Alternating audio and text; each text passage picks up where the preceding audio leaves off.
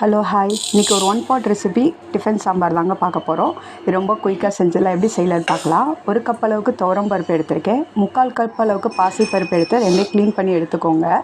அதுக்கப்புறமா ஒரு 10லேருந்து 15 போல் சின்ன வெங்காயம் சேர்த்துக்கோங்க. இந்த ரெசிபிக்கு சின்ன வெங்காயம் தாங்க ரொம்ப நல்லாயிருக்கும். அதேமாதிரி 3லேருந்து 4 பல் பூண்டு சேர்த்துருக்கேன். 2 கேரட் நல்லா தோல் சீவி வட்ட வட்டமாக கட் பண்ணியிருக்கேன். 4-5 போல் பீன்ஸ் சேர்த்துருக்கேன். காரத்துக்கு ஒரு பச்சை மிளகாவும் கொஞ்சம் மஞ்சத்தூள் போட்டுக்கோங்க. போட்டுட்டு நான் வீட்டிலே ப்ரிப்பேர் பண்ண சாம்பார் பொடி நம்ம ஸ்பைசிக்கு ஏற்ற மாதிரி நம்ம சேர்த்துக்கலாம். நான் 2 ஸ்பூன் அளவுக்கு சாம்பார் பொடி சேர்த்துருக்கேன்.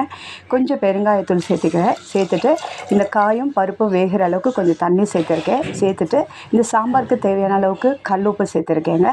அதே மாதிரி நல்லா க்ளீன் பண்ணி எடுத்து ஒரு கை அளவுக்கு கொத்தமல்லி இலையை தூவிட்டு நல்லா குக்கரை மூடி ஒரு 4 விசில் வச்சு இதை எடுத்துருங்க. எடுத்துகிட்டு அடுப்பை பற்ற வச்சு கடாயில் எண்ணெய் ஊற்றிக்கோங்க. எண்ணெய் காஞ்சதுக்கு அப்புறமா கடுகு, உளுந்து, ஜீரகம், கருவேப்பிலை போட்டுக்கோங்க. நான் ஆக்சுவலாக குக்கர்லேயே நான் தக்காளி போடலை. வேணும்னா நீங்கள் குக்கரில் வேக வைக்கும் போதே தக்காளி போட்டுக்கலாம். எனக்கு அந்த டேஸ்ட்டு பிடிக்கலங்க. அதனால் இந்த தாளிக்கும் போது இதில் ஒரு தக்காளி பழம் சேர்த்து அது கொஞ்சம் வெந்ததுக்கு அப்புறமா நம்ம வேக வச்சு எடுத்த பருப்பை இதோட சேர்த்துருக்கேன். நல்லா கொதி வந்ததுக்கப்புறமா இறக்கிட்டிங்க அப்படின்னா சுவையான டிஃபன் சாம்பார் ரெடி ஆகிடும். இது பார்த்திங்கன்னா நம்ம இட்லி தோசைக்கெலாம் ரொம்ப நல்லாயிருக்கும். இன்றைக்கி எங்கள் மார்னிங் பிரேக்ஃபாஸ்ட் பார்த்திங்கன்னா இந்த சாம்பார், தேங்காய் சட்னி, இட்லி தாங்க.